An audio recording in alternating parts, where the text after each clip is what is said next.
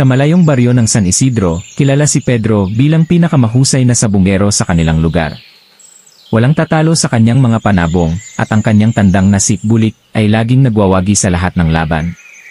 Ngunit hindi alam ng marami na ang kanyang tagumpay ay may koneksyon sa isang lihim na kaibigan, isang aswang na nagngangalang Luz Viminda.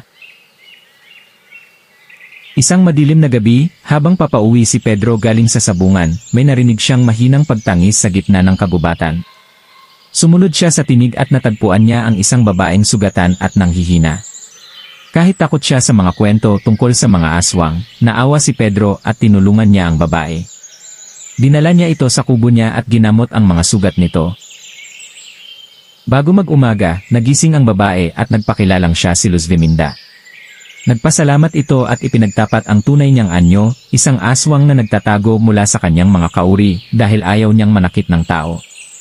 Bilang pasasalamat, ibinigay ni Luz Viminda kay Pedro ang isang maliit na mutya na gawa sa pinulbos na pangil ng aswang. Alingasin mo ito sa iyong tandang bago ang laban, ngunit tandaan mo, huwag itong aabusuhin. Ang kapangyarihan nito ay may kapalit. Nang subukan ni Pedro ang mutya, nagulat siya nang maging agresibo at halos hindi matamaan ng kalabang manok si Bulik. Mula noon, sunod-sunod ang panalo niya at umangat ang kanyang pangalan. Naging mayaman siya at kinilalang hari ng sabong-sabong lalawigan. Ngunit habang lumalaki ang kayamanan ni Pedro, lumiliit naman ang kanyang puso. Naging sakim at hambog siya. Isang araw, inaya siya ng isang misteryosong lalaki sa isang laban na may malaking pusta, lahat ng ari-arian niya laban sa isang gintong tandang. Kinabukasan, bago ang laban, nilagyan niya si Bulik ng mutya. Ngunit sa gitna ng sabong, biglang nanlamig ang paligid. Ang kalabang manok ay may kakaibang ningning sa mga mata. Sa isang iglap, kinain ng kalabang manok si Bulik ng buhay. Nagulat ang lahat, at ang misteryosong lalaki ay nagpakita ng tunay niyang anyo, isang higanting aswang. Ang mutya ay hindi para sa mga sakim. Bulong nito bago maglaho. Nalugi at napahiya si Pedro. Nawala ang lahat ng kanyang kayamanan, at ang kanyang pangalan ay naging alingaungaw na lamang. Isang gabi, dumalaw sa kanya si Luz Viminda. Binigyan kita ng biyaya, ngunit kinain ka ng iyong kasakiman, ngunit hindi pa huli ang lahat. Itigil mo na ang pagsusugal at magsimula kang muli. Sa wakas, naunawaan ni Pedro ang kanyang pagkakamali. Itinapon niya ang natirang mutya at nagbalik loob sa simpleng buhay. Mula noon, nagtrabaho siya ng marangal at itinuro sa iba ang tamang paraan ng pagsasabong, walang daya, walang salamangka. At sa bawat pagdilim ng buwan, may naghihintay sa kanya sa gilid ng gubat, isang kaibigang aswang na handang makinig sa kanyang mga kwento. Matapos mawala ang lahat ng kayamanan at reputasyon ni Pedro, nagsimula siyang mamuhay ng tahimik bilang isang magsasaka sa baryo ng San Isidro. Ngunit ang kanyang nakaraan bilang isang tanyag na sabungero ay hindi pa rin siya lubusang tinalikuran. May mga taong naiinggit sa kanya, lalo na si Don Ignacio, ang dating kalaban niya sa sabong na lihim na naghahanap ng paraan upang ipaghiganti ang kanyang mga pagkatalo.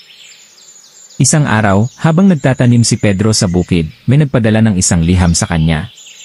Galing ito kay Don Ignacio, na anyayahan siya sa isang huling laban, isang si pamamaalam na sabong kung saan ang premyo ay isang bagong kabuhayan. Ngunit alam ni Pedro na may masamang balak ang Don. Dumating si Luz Viminda sa panaginip ni Pedro at binalaan siya. Huwag kang tutuloy, Pedro. May masamang puwersa na naghihintay sa iyo. Ngunit dahil sa kanyang pagmamahal sa sabong at pagnanais na tapusin ang lahat ng marangal, nagpasya pa rin siyang sumabak sa laban. Pumunta si Pedro sa sabungan ng walang dalang mutya. Dala niya ang isang bagong tandang, si Putik, na kanyang sinanay ng walang anumang salamangka. Ngunit nang makita niya ang kalabang manok ni Don Ignacio, nanlamig ang kanyang dugo, ang tandang ay may kakaibang kulay pula ang mga mata, at sa bawat hakbang nito ay parang may umuugong na tinig. Sa unang round, halos hindi makagalaw si Putik. Parang may nakakadena sa kanyang mga paa. Bigla, naalala ni Pedro ang sinabi ni Luz Viminda.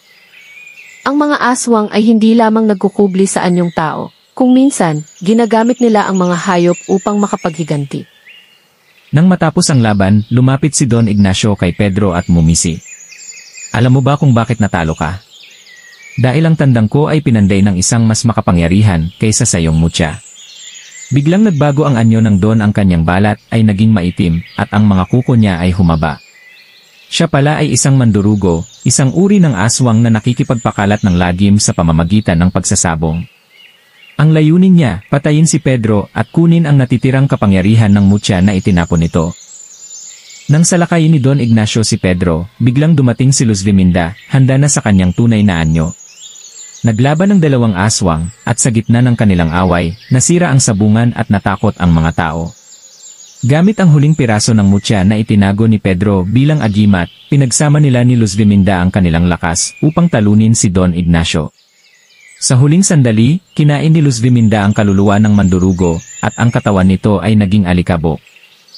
Matapos ang laban, nagpasalamat si Pedro kay Luz Liminda. Ngunit alam niyang hindi na sila maaaring magtagpo pa. Dahil sa pagpatay nito sa kapwa aswang, kailangan ng lumayo si Luz Liminda upang hindi mahuli ng kanyang mga kauri. Bago magpaalam, ibinigay ni Luz Liminda kay Pedro ang huling mensahe. Mabuhay ka ng malaya, Pedro. Ang tunay na kapangyarihan ay nasa iyong puso, hindi sa mutya. At mula noon, namuhay na si Pedro ng payapa, na ang tanging alaala ng kanyang nakaraan ay ang kwento ng isang sabungero at ng kaibigan niyang aswang. Moral ng kwento, ang kasakiman at paghihiganti ay nagdudulot lamang ng kapahamakan. Ang tunay na lakas ay hindi nakasalalay sa kapangyarihan, kundi sa kabutihan ng puso. Naway naibigan nyo ang ating kwento ngayon mga kahiwaga. Kung nagustuhan nyo ay palike naman ng ating video, salamat. At hanggang dito na lang muna ang ating kwento mga kahiwaga, hanggang sa susunod nating kwentuhan dito sa Mahiwagang Kwento ni Lolo.